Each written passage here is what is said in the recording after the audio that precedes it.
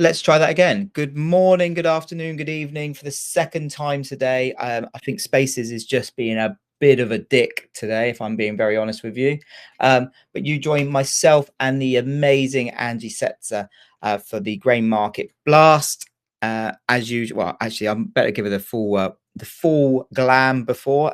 So the amazing, the wonderful, the glamorous Angie Setzer is joining us for a rapid roundup of the latest pricing flows and market moving news in agricultural markets. But before she does, for the second time today, I will do the legals. So as usual, nothing discussed on this space session constitute trader or investment advisor infers any kind of endorsement by PIQ or indeed myself, Mr. Ryan Paisley, or indeed the glamorous Mrs. Angie Setzer. Angie, apologies. I'm not going to take back because, I feel like was it Bill? Is it Bill Maher? No, who was it from the Inside Edition where he's like, "F it, we're doing it live." It wasn't Bill Maher. It was the other one. That's me I right know now. what you mean. You know That's what I exactly mean? the vibe. That's my vibe right I was now. really, I was kind of really involved in listening. I was like, "Where's she gone?" And then for a split second, I was like, "Is either Felix the cat has knocked something over, Right? Yeah, or he's you're getting another phone call whilst he's you're doing off her. She's gone. There's no finding her. Felix is in control now. So, but no, we're here. Let's just start over. Let's start fresh. yeah, Let's this time. start like that was the last, that was a practice run, the last little one there. So, God knows we need it. yeah, right. So, first bullet point, of course, welcome to Happy Monday. Pep in the step, not really there for me today.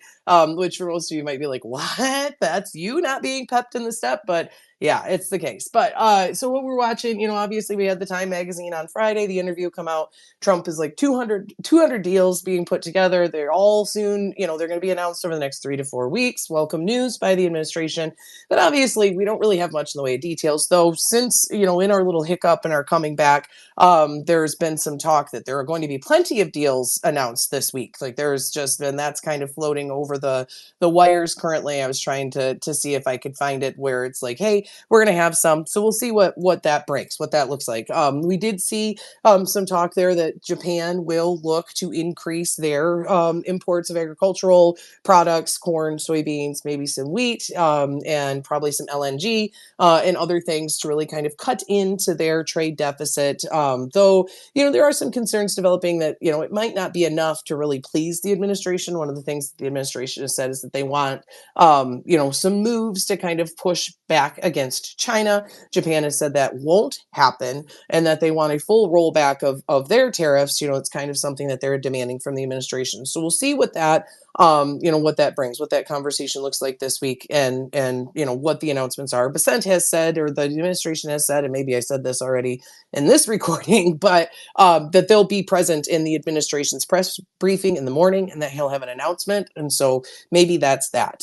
South Korea had been one that they thought would be really, in and out and wham bam, thank you, ma'am. Not so much the case. They are in the process of electing a new leader.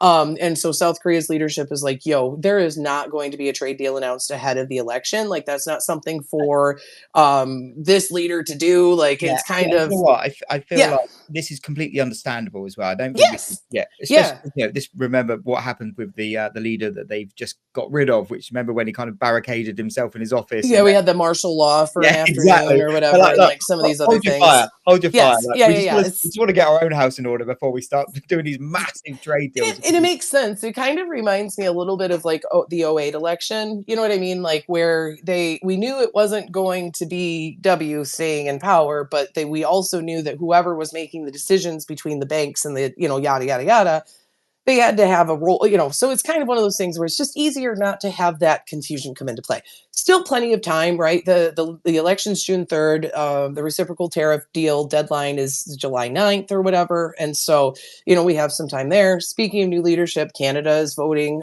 today, going to the polls today to elect their new prime minister in the makeup of their parliament, their government, and all of that fun sort of stuff there. But the big thing that I think we have to watch and really kind of pay attention to is what's going on in Mexico.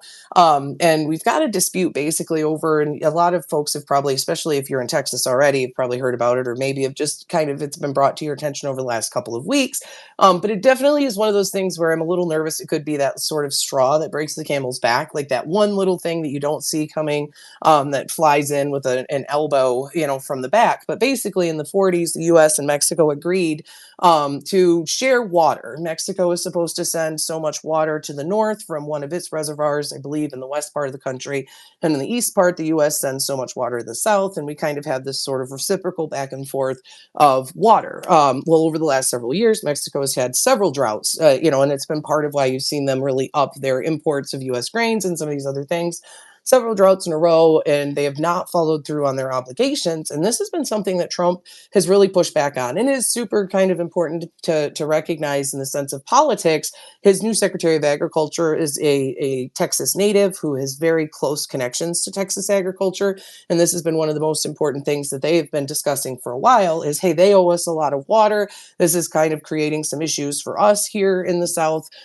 They're not providing it, and so Trump had threatened some sanctions. He threatened some other things, and Scheinbaum's like, hey, I am trying, but basically, in order for her to fulfill these obligations, she may have to take water from her citizens, which is kind of something that you don't want to do. Yeah. And I don't care. I so don't care how you dress that up. That's not going to play well. no, especially when they're dealing with another drought. And so basically, like, without a major change in weather patterns, which isn't likely, like, basically what experts are saying is, like, it is going to take like a major hurricane this summer or something like that to refill these reservoirs, yada yada yada. And so that could be the thing, like I said, that kind of, everyone's looking at fentanyl and looking at the USMCA and all of these different factors, and then all of a sudden we have this sort of water thing.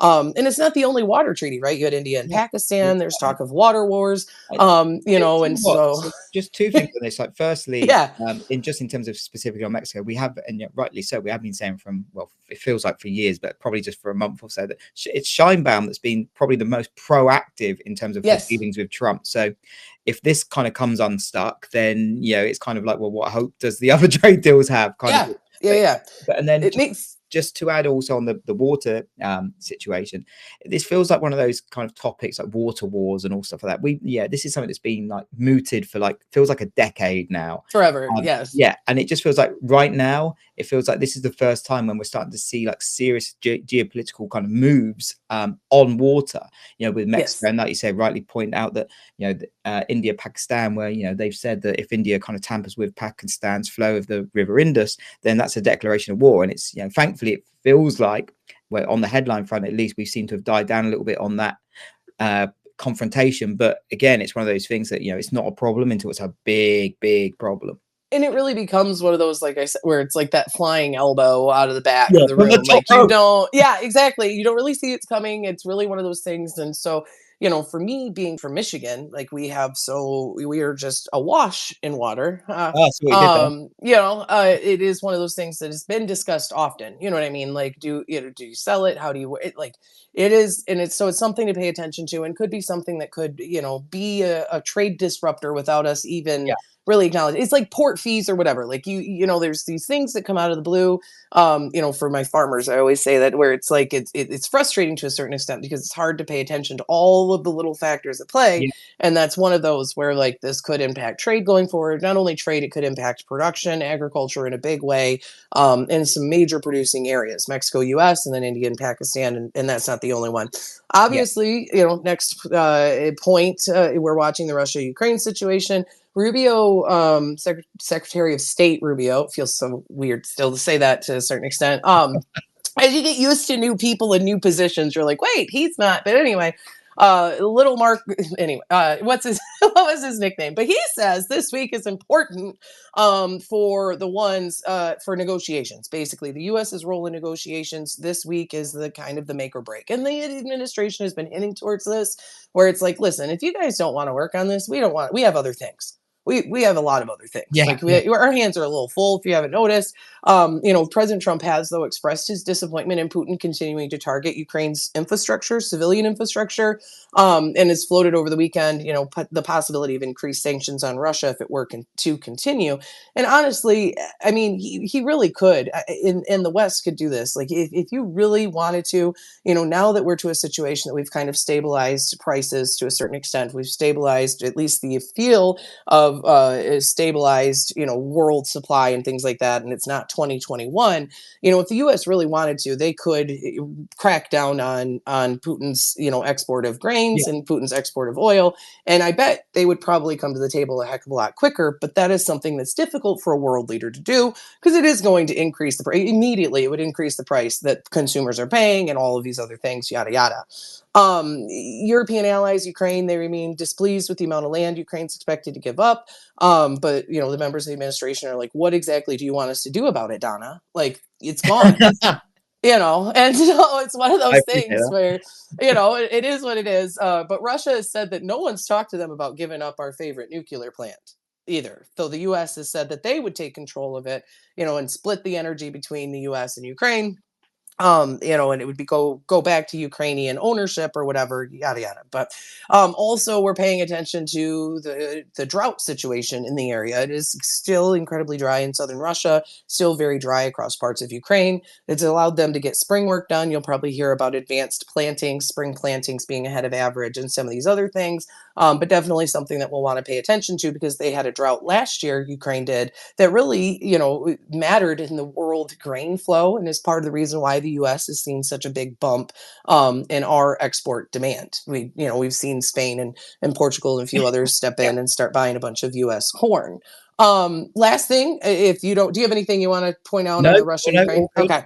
All good. Last thing, or not really last thing, but last major point that we're watching, obviously, is news on biofuels. So we had the Advanced Biofuels Association meet with the EPA last week. Everyone's still kind of waiting to see if the administration is going to give us like this positive sort of stroke of pen. Like honestly, if we were to hear about an advancement or an increase in renewable volume obligations in our blend rates in 2026, which is what everyone's really pushing for, they're like, hey, we've got a bunch of billions of gallons of additional supply that we could put into this marketplace. There is some uncertainty or some confusion, or if you do increase blending obligations, you need to provide additional, like either need to bring back the blender tax credit or clarify what 45Z will look like. So there's some back and forth there. We've Yeah. seen soybean oil rally in a big way, not only because it was talk that it would get preferred supplier status with India, but also because if the administration does limit imports of feedstocks or tariff the imports of feedstocks and increases biofuel blending obligations, that is a huge bolster to demand, bean demand, specifically vegetable oil demand or soybean oil demand, and things like that. So definitely something to be paying attention to. Some hope there that the administration will make that announcement. Honestly, you don't need to stimulate the farm economy with a check if you come through with a clear and Right. This is strong it. Yeah. biofuel policy. Like It's we like, don't. it's like rather than just kind of keep, kicking the can and have, well, every time you kick the can, you got to pay for it, which is Yeah. kind of what writing checks is, right? But rather Yes. just pick up the can and sort the problem out, and you won't have to keep paying a fee every time you kick it. Well, and that's what this feels like. This feels like it checks all boxes for the administration, right? It's U.S. energy, it's U.S. manufacturing, it's U.S. farmers, and then it's an exportable product too. It's not just an increase in domestic demand, like we're seeing with ethanol exports. The export of ethanol is what is helping to continue to grow the industry. We had thought we'd run into a blend wall, that you wouldn't see much in the way of increased demand, and now we're exporting the hell out of it. And it's helping to kind of continue to enhance that corn demand in a Right. good way. So same sort of thing. Outside of that, there's talk that China's going to release another couple million metric ton of beans from their government supplies. You've seen soybean meal, oil, and bean prices rise in China because of this little gap between Brazil's crop was late. Brazil's harvest was late. They had placed orders, basically thought that they would arrive. The logistics and all of these other things had kind of delayed the flow of bushels for a couple, 3 weeks. And not really enough that you could massively come to the US to replace it. You wouldn't want to anyway, because you'd have Yeah. paid an arm and a leg to do it. And so there's been this little bubble that's shown up. And people are pointing to it being like, see, China's willing to cut their nose off to spite their face. No, this happens every year. And Brazil's harvest was a little late. This isn't one of those things. But there is talk that they could release some beans out of reserve. To be honest, the clearance is horrible. It's like 17%, I think, was the last level of clearance, where basically they offer, here's 600,000 metric ton of beans. How many do you want? And like traders are like, 5. and they're like 5,000 metric ton. They're like, no, Like five beans? freaking beans. That's it. We want 5 beans. And so yeah, it's just one of those deals. But outside of that, we're waiting for announcements. The Mexico thing's a little concerning. The fact that we haven't had a big trade deal announced with a big ag package attached to it. The uncertainty over the US and China that continues. I think most folks are like, yeah, it is what it is. It's not going to matter. I mean, it matters in a big way, but the day to day, the back and forth, the are they or aren't they talking, it's getting exhausting. And so I think people are going to stop paying as much attention to maybe the ins and outs, the back and forth, the headlines, the refloating of headlines like we've talked about. And yeah, they're going to watch weather. It looks improved. Corn planting will be decent. A lot more rain across the southern plains and things like that. So wheat selling off a bit today. And yeah, giddy up. It's Monday. Awesome. Well, thank you for that. And again, I apologize for the issues with spaces the first time we attempted to do the show, but we got there in the end. Listeners, I know we always say it, but thank you so much for tuning in. We really do appreciate you listening in. If you are trading today, keep it tight. If you are out in the field, stay safe and tune in tomorrow for another update from myself and Angie. Glamorous Angie. Right. Have a good one. I See you still laugh later. about that. Have a good one, guys. Bye-bye.